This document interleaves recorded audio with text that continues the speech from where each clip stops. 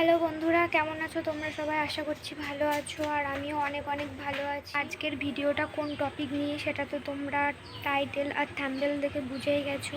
হ্যাঁ বন্ধুরা, তোমরা ঠিকই দেখেছো। অনেকেই তোমরা জানতে চেয়েছো আমি শর্ট ভিডিও কোন অ্যাপ থেকে এডিট করি। তো আজকে এই ভিডিওতে সব কিছুই জানতে পারবে। উফ, কি রোদ! যাই হোক, চলো বেশি বকবক না করে দেখা যাক। আমরা চলে যাব এখন মোবাইলের স্ক্রিনে।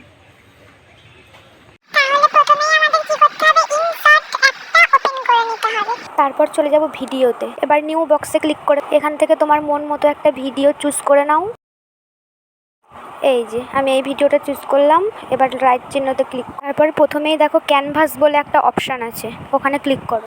তারপর এই যে এখান থেকে তোমার মন মতো একটা অপশান বেছে নাও। এখানে সব রকমের যেরকম করতে চাও সেরকমই হবে, আগানো পিছানো থেকে শুরু করে সব টাইপেরই হবে। তারপর একটা এফেক্ট বলে অপশান আছে, এখানে ক্লিক করলেই সব রকমের এফেক্ট তোমার সামনে চলে আসবে। তোমার মন মতো এখানে তুমি যেমন এফেক্ট লাগাতে চাও সেরকমই হবে। ফাইনালি আমি এই এফেক্টটা বেছে নিলাম। এটা আবার বড় ছোটও হবে, তো আমি এখানে আরও বড় করে বাড়িয়ে দেব। এখানে আবার একটা এফেক্ট সেট করব। এই যে এই এফেক্টটা আবার এখানে সেট করে দিলাম, তো এটা আমি আরও ছোট করে দেব।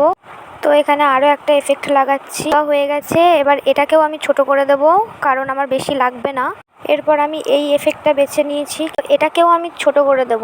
এরপর আমি এখান থেকে আর কোনো এফেক্ট দিচ্ছি না, কারণ এখানে আর কোনো এফেক্ট লাগবে না। এবার শেষের দিকে গিয়ে এই এফেক্টটা চুজ করলাম। এবার তুমি যদি মনে করো তোমার ভিডিও মধ্যেখান দিয়ে কাটবো, তাহলে আমি কি করে কাটবো, তাহলে এবার দেখে নাও আমি ভিডিওটা কেমনভাবে কাটি। এই যে যেখান থেকে কাটবে সেখানে সিলেক্ট করে স্প্লিটে চলে যাবে।